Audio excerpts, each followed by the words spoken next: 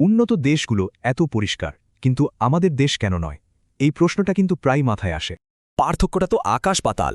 একদিকে কোপেনহেগেনের মতো ঝকঝকে শহর আর অন্যদিকে আমাদের শহরের এই অবস্থা। তো প্রশ্নটা হলো, কিছু দেশের মানুষ কি জন্ম থেকেই বেশি সভ্য? এটা কি জিনগত ব্যাপার? উত্তরটা হলো একদমই না। সমস্যাটা আসলে মানুষের না, সমস্যাটা হলো সিস্টেমের। চলুন গভীরে যাই। প্রথম সমস্যাটা হলো আমাদের সমাজের বর্ণ আর শ্রেণীবিভেদ।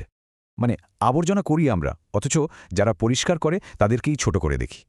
কি অদ্ভুত, তাই না?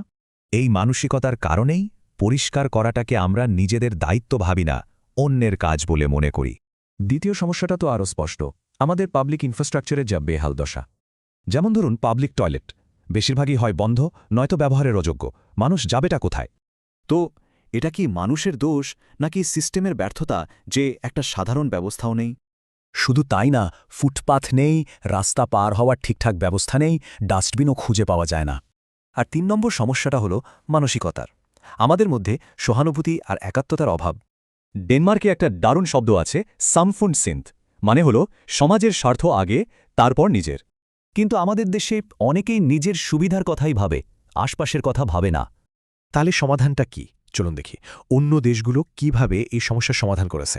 যেমন জাপানে আছে ওসোজি প্রথা। সেখানে বাচ্চারা নিজেরাই নিজেদের স্কুল পরিষ্কার করে আর এটাকে গর্বের বিষয় মনে করে। ডেনমার্কে দেখুন, ময়লা ফেলার জন্য কত সুন্দর সিস্টেম, সব কিছু আলাদা আলাদা করে ফেলা হয়। জার্মানি বা ডেনমার্কে শুধু জরিমানা নয়, ভালো কাজের জন্য পুরস্কারের ব্যবস্থাও আছে। যেমন জার্মানিতে একটা প্লাস্টিকের বোতল ফেরত দিলেই টাকা পাওয়া যায়, তখন ওটা আর ময়লা থাকে না। তার মানে আসল পরিবর্তনটা আসতে হবে সিস্টেম থেকে, সরকারের তরফ থেকে। তাহলে কি করতে হবে? স্কুলে সহানুভূতি শেখাতে হবে, ভালো পরিকাঠামো বানাতে হবে, আর নিয়মকানুন ঠিকমতো মানতে হবে।